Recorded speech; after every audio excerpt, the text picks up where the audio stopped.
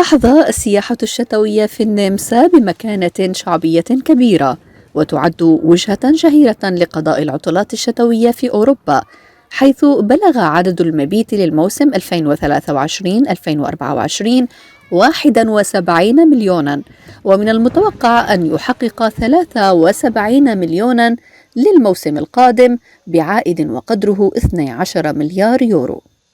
Viele Sachen, viele Angebote. Für die ganz Kleinen gibt es hier auch. Für ab 2 bis 6-Jährige haben eine extra Piste hier nebenan. Und hier ist für die Familienpiste, also für die Anfänger. I'm from France and this is my first time in Austria. And I'm so happy to be here. And there's also the World Cup.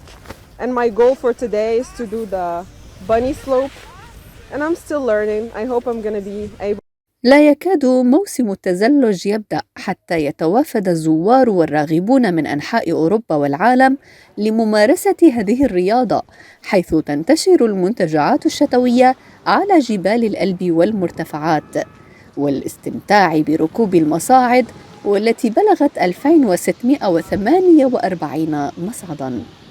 One of my favorite hobbies. Ever since I was a child, every winter I came here actually to Semmering to practice skiing. In the couple of years, the past years, I didn't really go here, but I decided to come back because of childhood memories, and it's so much. In Hungary, it's not that popular, this sport, so we are coming here for the great mountains and the snow, so we can try this out, and I'm actually very inexperienced. رغم الإقبال اللافت، يعاني القطاع السياحي من نقص في العمالة، ما يشكل تحدياً كبيراً لردم الفجوة في خدمات الضيافة المقدمة.